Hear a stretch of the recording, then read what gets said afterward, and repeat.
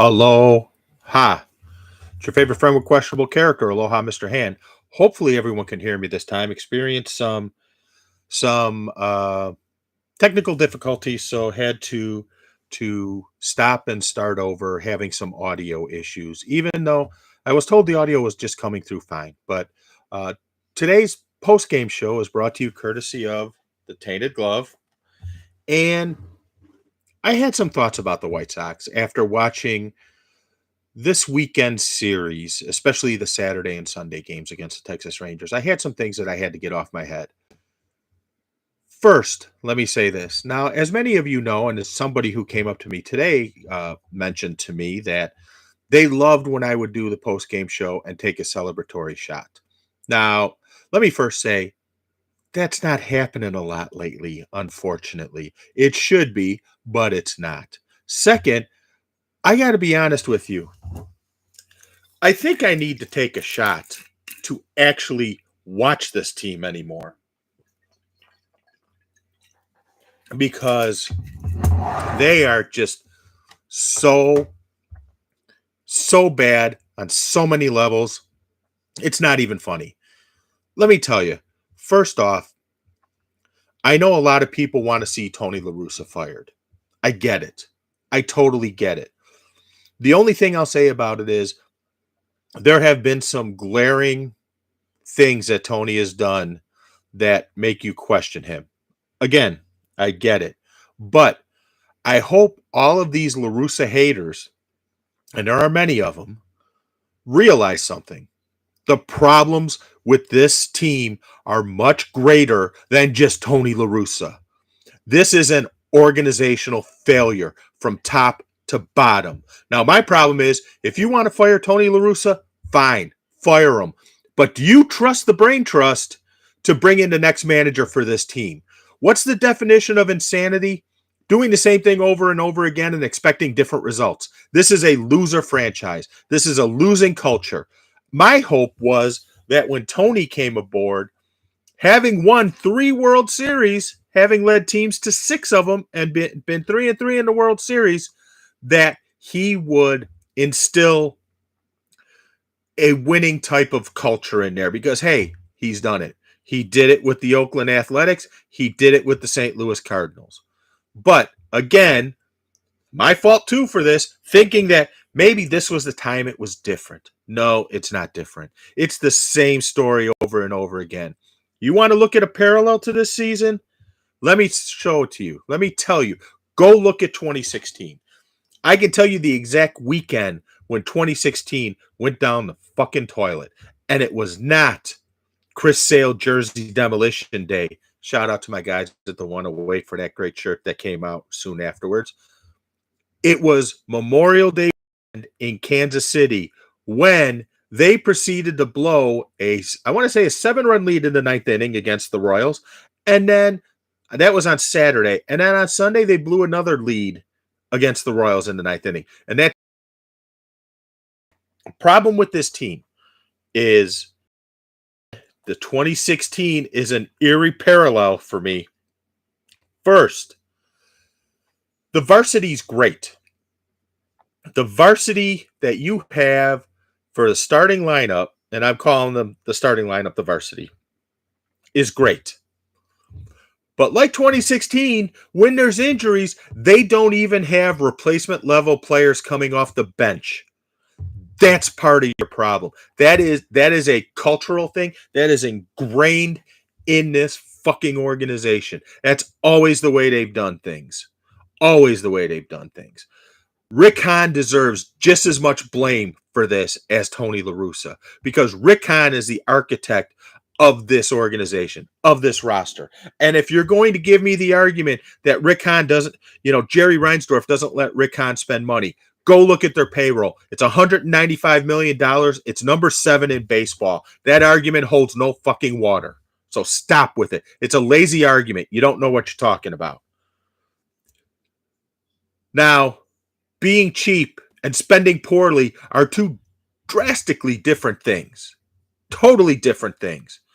And here we have a case of Rick Hahn spending poorly year after year after year. They've built this core.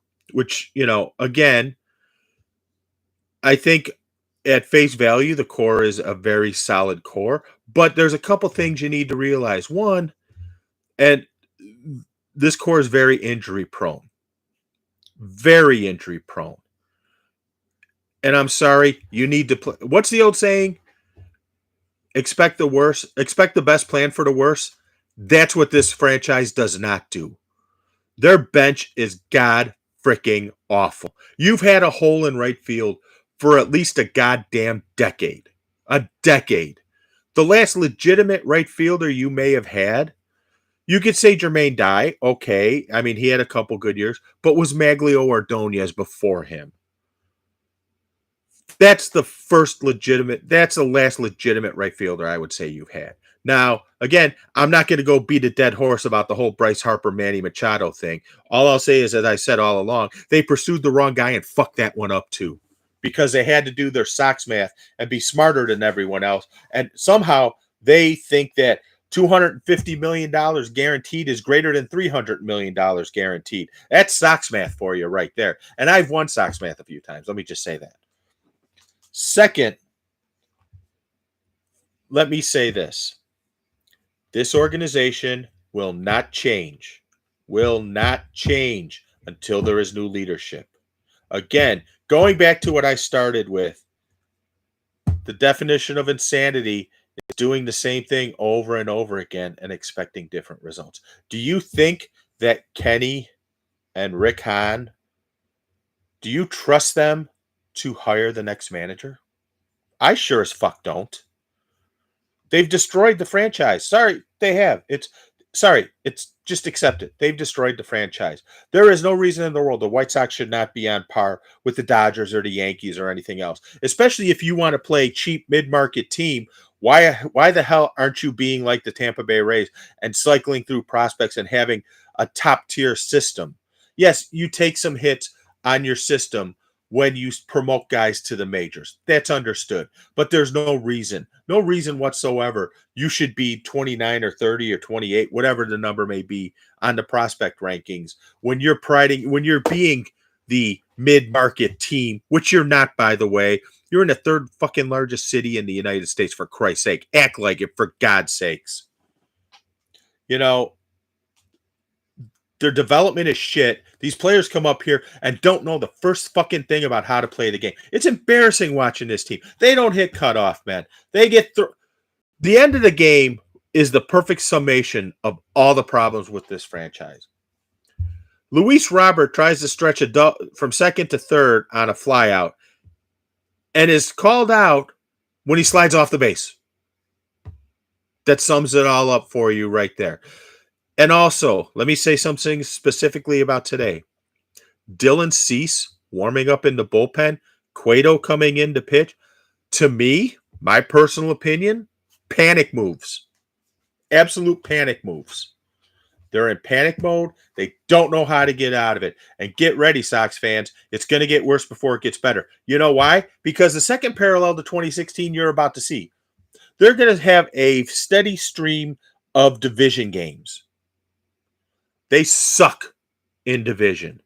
That's the thing that's going to keep them from the playoffs. They better learn how to beat teams in their fucking division, because they ain't doing it right now, and they don't look like they're going to do it in the fucking future. Because, again, we're smarter than everyone else. Oh, second place works just fine. You know what? Keep them wanting more. And, again, I don't want to hear this advertising from them talking about how they made the playoffs 2 years in a row.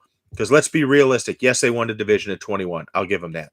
In 2020, the day they clinched the division, or the day they clinched the playoffs, let me say, they had the number one seed. Number one seed. A week later, 7 days later, they were the number 7 seed, and they were lucky that the playoffs were expanded because of COVID in 2020, because that's the only reason they got in. If it was a regular playoff setup, they would have fucking bounced their way out of the playoffs. This is a losing mentality. This is a losing franchise. This is a losing culture. And it pains me to say that. It really does, because this is a team I love. This is my favorite sport, my favorite team.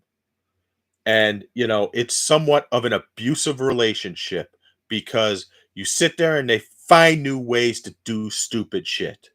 When they take one step forward, they find a way to take two steps back, whether it be injuries, stupidity. You know, who can forget the famous line? It's a good thing I'm wearing sunglasses so I can hide the shock in my eyes. Yeah, it's a good thing I was wearing sunglasses at today's game so I could hide the shock in my eyes at the new ways you found to lose games. Guess what? You keep sending surveys out. That's great. You know what I say in those surveys? I say it all the time. I don't care if you have 25 raging assholes on this roster. Banners fly forever. I don't care if the guy is, oh, he's a nice guy. You know, you could take this guy home to your daughter can take him home to mom and dad. I don't give a fuck about that. Banners fly forever. Remember that. You know, and frankly, and I'm going to bash some players here. Giolito, don't pay him ace money. He's not an ace. Sorry, he's not. Deal with it. He's not an ace. He shouldn't be getting, especially these last few performances, because an ace buckles down after they score runs. He doesn't give up fucking runs. That's what an ace does. He shuts the door. Not Giolito. No, he's distracted or something. I don't know what. I wouldn't pay him ace money. To me, he's working his way lower in what he's going to get with the way he's performing. I hope he enjoys it. I love the guy. I want to see him succeed. I want to see all of them succeed. But that's the reality of the situation. Now, if that was me, I would have Tim Anderson be the first $100 million player. And again, they haven't paid out a $100 million contract either in their history. Think about that. In their history, they had their first consecutive playoff appearances in 2020 and 2021. In their history, this is a franchise that started in 1901, for fuck's sake. The fucking Florida Marlins, Miami Marlins now, but the Marlins, since they came in existence in 1993, have 2 World Series titles. The White Sox, one. Think about that. One. And also, don't forget, the White Sox throughout their history, 1906, 1917, 2005. 3. Embarrassing. Quit acting like fucking losers. The only way, and unfortunately, the only way this franchise is going to change is by having a complete and utter removal of everybody in this franchise. Starts at the top. The body rots at the head. You can't take the tail off and expect the head to change. You got to take the head off. Rick Hahn has been an abject failure at his job. Abject failure. Sorry, Rick. I like you. Abject failure. Kenny Williams, I don't know what he does anymore. And also, let me add one other thing. And I'm going to use the words of Kenny Williams on this. Remember when the Machado stuff went down and Kenny gave his I'm wearing my sunglasses to hide the shock in my eyes speech after Machado signed with San Diego? For those of you who like to criticize Jerry for being cheap, understand something. And I'm using Kenny Williams' own words. They went to Jerry with a number, and he signed off on it. And then they went and met with Machado and his agent. Jerry was with him, by the way. The 3 of them, Kenny, Rick, and Jerry. They went and met with Machado's agent, and Machado signed with the Padres the next day. Why did he sign with the Padres the next day? This is where Sox math comes into play. $250 million guaranteed is greater than $300 million guaranteed. As a friend of mine, Joe, explained it and said, I think he said it quite well, is, would you risk $50 million guaranteed to possibly make $20 million more? Think about that. Would you risk $50 million guaranteed to possibly make $20 million more? Anybody on Wall Street would tell you no. Now, if it was, would you risk 50 to make $200 million more? Yeah, I think they do it. But that, no. Absolutely not. And remember, Kenny told us Jerry signed off on the number. So the failure was on Rick and Kenny, not on Jerry. So stop with that Jerry's cheap stuff on that from that respect. They are the ones who drop the ball. They are the ones who consistently drop the ball. You've had a hole in right field for over a decade. You still haven't solved it. You have a hole at second base. You still haven't solved it. You've gone with the Kmart Blue Light Special PTP past their prime player at those positions. Or, oh, well, we got Nomar Mazara. He showed, he had a 500 foot home run off us, so maybe he's the answer. No, he's not the answer. Brent Lillibridge was the answer. No, he wasn't the answer. Avi Garcia got good after he left Chicago, which seems to be another theme, by the way, about player development and everything else. Players seem to get better when they leave. Why is that? Why is that? Because this team doesn't look at the minor league systems as a way to build up your team. They look at it as trade chips and assets to trade for their past their prime player or the name player they can get who's past their prime. Think Ken Griffey Jr., think Manny Ramirez, they signed Adam Dunn as a free agent. Think Edwin Jackson. The list goes on and on and on. Again, you're not going to be a legit, serious, powerful franchise until you basically do need to do another rebuild. I hate to tell people, but this time the rebuild needs to be done by someone else. Because again, the definition of insanity is doing the same thing over and over and expecting different results. If you let the same people do things over and over and expect different results, you're a damn fool too for believing that that's going to work. Let me ask you a question, people. Think about this. Who has a better track record throughout their career? Tony La Russa as a manager or Rick Hahn as a GM? I'd have to go with La Russa. You know why? He's got the hardware. Rick Hahn doesn't. Rick Hahn's teams, 2 winning seasons. And yes, you could say, oh, well, they went into the rebuild after 2016. They were trying to win in 2013 and lost 99 fucking games.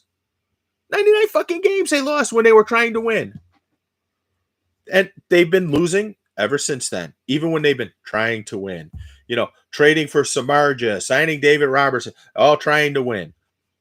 They don't address the core issues of this franchise, of this organization. They need to start at the bottom and build their way up. And I don't care what anyone says. The minors are, yes, for honing skills and everything else. But I want the minors to be for something more than just that. I want the minors to also be for teaching a winning fucking culture. I want to hear about how their minor league organizations win championships. You know why? Because that'll set an expectation for players coming up. So that way, when they get there, they expect to fucking win and they demand to win. This team doesn't. It's like a fucking country club in a lot of respects. Yohan Moncada, great guy. I like the guy. I think he might be a good person, but he blows right now. Yasmani Grandal blows right now. Again, too many injuries, not enough. You don't have enough backup. You don't have enough depth to overcome it. But you have an injury-prone team. I know Rick Hahn does not like that stigma, but guess what? It's there. I said before the season, you're guaranteed at least one IL stint from TA, from Moncada, from Eloy, from Robert. Giolito gets one in there every year. So you're guaranteed at least one IL stint from all those guys. Pretty much all of them have. Yes, Robert did not officially go on the IL, but he was out for a week? He was out a week, wasn't he? So, again, you need to, hope for the best, but plan for the worst. And that's something this organization doesn't do. And they just spend money foolishly. Unfortunately, we as the fans are the ones who pay for it. So, again, like I said at the very top, I prefer doing victory shots, but I think with the way this team is playing, this may be becoming more and more prevalent. They might make me an alcoholic because I'm going to need to drink this in order to watch them play anymore. And with that, I am out of here. Have a good night, everyone. Talk to you later.